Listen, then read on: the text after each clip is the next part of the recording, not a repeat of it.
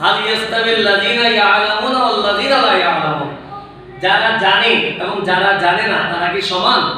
তারা কখনো সমান নয়। আল্লাহ প্রশ্ন করেছেন, হে নবী আপনি বলুন যারা জানে এবং যারা জানে না তারা কি সমান? তারা কখনো সমান নয়।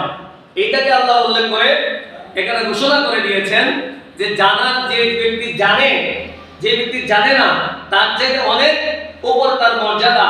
এবং সেদিকে দৃষ্টিকোণ থেকে আল্লাহ আরো কালামে পাকে ইরশাদ করেছেন, যেমন রাসূল পাক সাল্লাল্লাহু আলাইহি ওয়াসাল্লামের প্রতি যখন প্রথম ওহী নাযিল হয়েছে তখন আল্লাহ বলেছেন, ইকরা বিইসমি রাব্বিকাল্লাযী খালাক, হে নবী আপনি আপনার প্রভুর নামে পড়ুন। উচ্চ স্বরে বলুন সুবহানাল্লাহ। আল্লাহ নবীর প্রতি যখন আল্লাহ ওহী নাযিল করেছেন সর্বপ্রথম যে শব্দটা আল্লাহ বলেছেন সেই শব্দটার নাম কি? ইকরা। শব্দটার নাম কি? ইকরা। ইকরা মানে হে নবী আপনি পড়ুন। আল্লাহ প্রথমে নবীকে পড়ার কথা বলেছেন, সেজন্য আপনাকে দুনিয়াতে বেঁচে থাকার জন্য আপনাকে পড়তে হবে, জানতে হবে, শিখতে হবে, বুঝতে হবে।